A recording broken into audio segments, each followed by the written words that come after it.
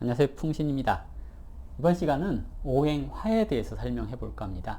지난 시간에 모기라고 하는 것에 대해서 설명을 드렸는데요. 모기라고 하는 나무는 세상에 처음 이렇게 태어나서 성장해 나가는, 위로 올라가는 그런 성향을 가지고 있다고 한다면, 화는 이제 옆으로 확산되고 퍼져나가는, 그리고 팽창하는 기운, 이동하는 기운, 이렇게 설명을 해볼 수 있을 겁니다.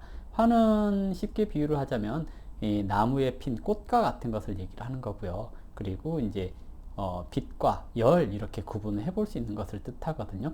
빛은 나무를 성장시키는, 또는 만물을 성장시키는 그런 작용을 한다면, 열은 만물이 죽는, 또는 금이라고 하는 것에 대한 가치를 키우는 이런 성향을 갖는다라고 얘기를 해볼 수 있을 겁니다. 그래서 화라고 하는 기본적인 성향, 그러면 일단 밝음이 있을 거고요, 뜨거움이 있을 겁니다.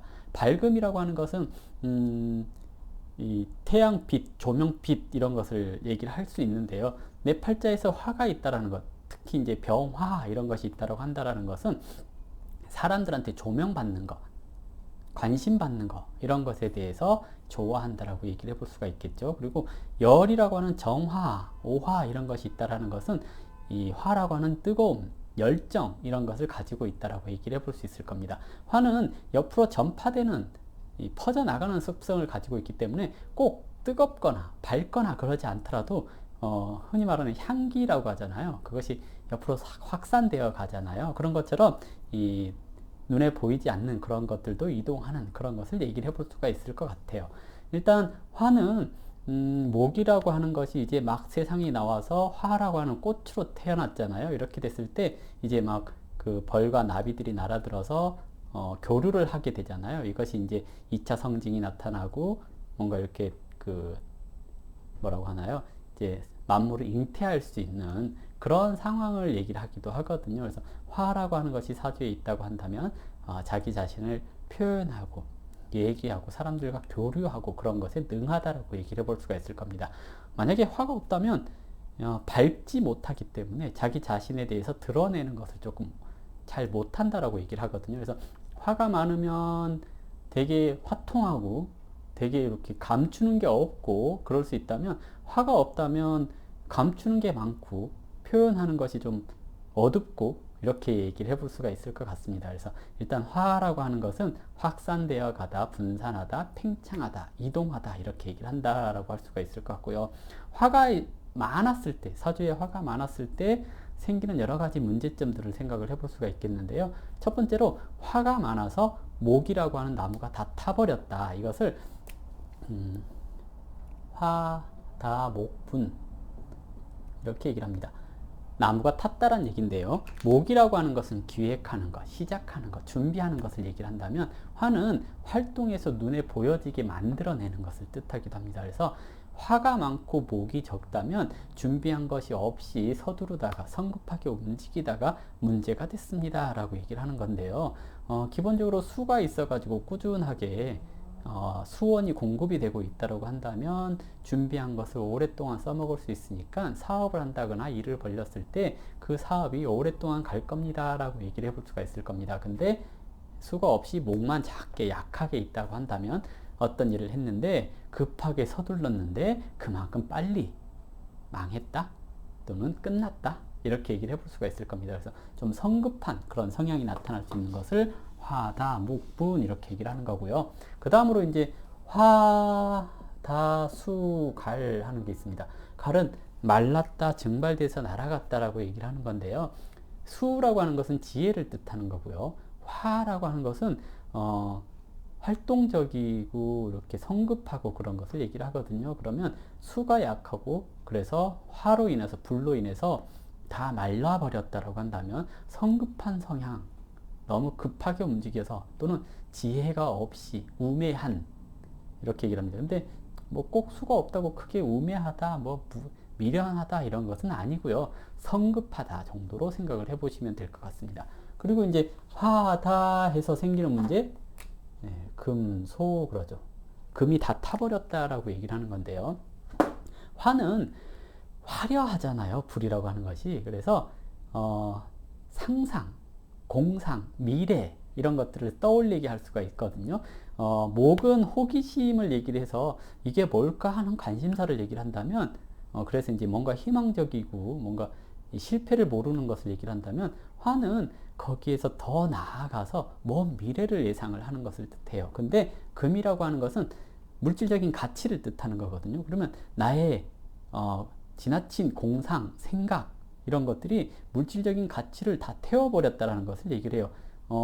예를 들자면 이 사업이 잘 될 거라고 생각해서 대출을 받아가지고 사업을 했는데 망했어요 하는 것을 뜻하기도 하거든요. 일단 화다 금소 됐을 때 처방 그러면 수라고 하는 물의 기운이 있으면 이제 금이 다 타지 않고 이것이 나의 먼 미래를 바라보는 애지력 이런 걸로 작용을 해서 돈 되는 것에 투자를 해서 더 많은 수익을 낼 수 있습니다 하는 걸로 연결되기도 하거든요. 그래서 금이라고 하는 현실적인 가치와 이 화라고 하는 미래에 대한 상상 이런 것들이 만나서 현실적인 가치가 사라져 버렸습니다 하는 것이 화다 금소 이렇게 얘기를 해볼 수가 있을 것 같고요. 그 다음에 화다 토조 이렇게 얘기를 하죠. 토라고 하는 것이 말랐다라는 얘기입니다. 토는 수렴하는 성질이 있고요. 그리고 다시 이렇게 새롭게 생산해내는 기질을 가지고 있습니다. 어떤 의미냐면 목과 화라고 하는 그 양적인 기운을 수렴해 가지고요.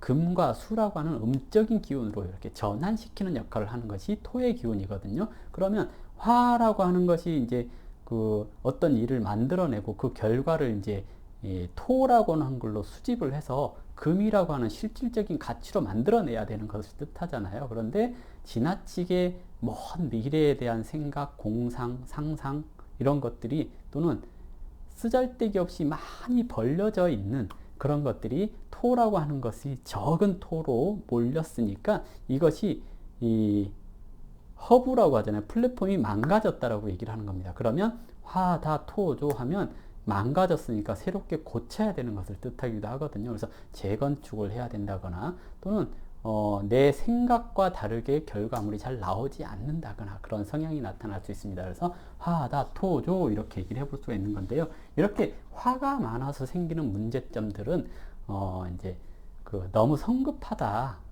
이렇게 이제 한마디로 요약을 해볼 수 있을 겁니다.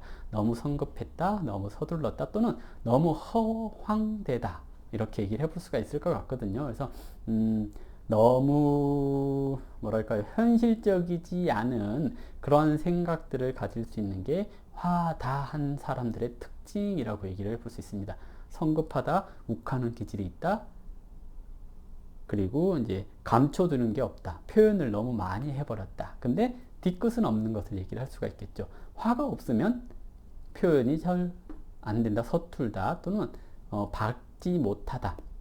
그리고 뭔가 주저하게 된다. 사람들과 섞이는 것을 어렵게 생각한다. 뭐 이렇게 얘기를 해볼 수 있을 겁니다. 그래서 이제 화라는 것에 대해서 이제 설명을 했는데요. 화는 다시 이제 얘기를 하자면 화라고 하는 것은 이 여름의 기운을 뜻하는 겁니다. 여름은 되게 열정적으로 움직이잖아요. 그래서 화가 많은 사람은 일을 열심히 한다라고도 얘기를 해요. 왜냐하면 여름철에 할 일이 많잖아요. 놀러도 가야 되고 요즘 아닌가 일을 많이 하는 그런 시기니까 그래서 바쁘게 활동적으로 움직여야 되는 시기입니다. 그래서 사람으로 치자면 소년기를 지나서 초년을 지나서 장년이라고 하는 이제 막 사회와 접촉해서 무언가를 배워가고 알아가면서 열심히 일하는 직장 내에서의 초년생 이렇게 얘기를 해볼 수가 있거든요. 그래서 화라고 하는 것이 적당히 있으면 자신한테 주어진 일을 적당히 잘 해결해 나갈 수 있는 사람입니다 라고 얘기를 하는 거고요. 화가 많다라는 것은 지나치게 일을 많이 벌려서 문제가 되는 것을 얘기를 합니다. 즉 불이라는 게 속성이 그렇잖아요. 불은 한번 붙으면 여기저기 이렇게 전파되어 가버리는 그런 성향이 있잖아요. 걷잡을 수 없이 불이 번졌다 이런 말을 들을 수 있잖아요. 그런 것처럼 화가 많다라는 것은 이것도 하고 저것도 하고 그러니까 너무 많이 어지럽혀져 있다 라고 얘기를 하는 겁니다. 그래서 사주에서 목, 화 이런 것이 좀 많은 사람들은 어렸을 때 키워보면 정리정돈을 잘 안 하는 경우들도 많다라고 할 수 있습니다. 왜냐하면 화가 불이 번지듯이 여기저기 어지럽혀 놓는 그런 성향이 나타나기 때문에 그렇거든요. 그래서 화라고 하는 것은 확산된다, 예, 여기저기 어지럽혀져 있다, 이런 식으로도 표현을 하는 겁니다. 그래서 예, 화가 적당하면 긍정적이다 라고 얘기를 해서 병화가 적당하면 을목, 간목들이 올바르게 성장할 수 있다라고 하는 거고요. 정화가 적당하면 금을 재련해서 필요한 물건을 만들어낼 수 있습니다 라고 얘기를 하는 겁니다. 그래서 이제 화를 조금 더 세분화하게 구분을 한다면 차후에 이제 뭐 청간할 때 얘기를 다시 드릴 건데요. 병화라고 하는 것은 사람을 키우는 교육적인 성향, 사람을 관리하는 측면, 이렇게 얘기를 한다면, 정화는 사람을 뭐라고 하나요? 사람을 키운다라고 하잖아요. 이게 이제 교육하는 것과 키우는 것 좀 다른데, 뭐냐면 그런 걸 얘기를 할 수 있습니다. 그 기술적인 측면에 있어서 숙련되게 만들어내게 하는 거. 그래서 이 화라고 하는, 이 병화라고 하는 빛의 작용은 많은 사람들을 포용하고 관리하는 그런 측면으로 사용하는 거고요. 정화라고 하는 것은 일부분으로 집약된, 열이라고 하는 것이 그렇죠. 집약돼서 물건을 녹이는 것을 뜻하는 거고요. 화는 집약되지 않죠. 퍼져 있기 때문에 물건을 녹여서 새롭게 만들고 그러는 것이 아니라 많은 사람들한테 동일하게 기회를 제공하려고 한다거나 그러는 것을 얘기를 할 수 있습니다. 그래서 좀 인본주의적인 성향을 얘기를 하는 거고, 정화는 실용적인 성향을 얘기를 하고 그렇습니다. 그래서 화, 좀 다양한 측면이 있죠. 빛과 열이라고 하는 비슷하지만 조금 다른 성향을 가지고 있는 것이 화라고 하는 기운이라고 할 수 있습니다. 자, 이걸로 이제 화라고 하는 여러 가지 것들이 있겠죠. 근데 이걸로 마무리 한번 해보도록 하고요. 다음에 이제 이렇게 오행이라고 하는 것이 있지만, 다음에 천간, 지지 이렇게 하면서 지금 설명했던 부분에서 좀 부족했던 부분들이 있다면 그때 다시 강의를 하도록 하겠습니다. 자, 이걸로 오행 화에 대해서 마무리하도록 하겠습니다. 감사합니다.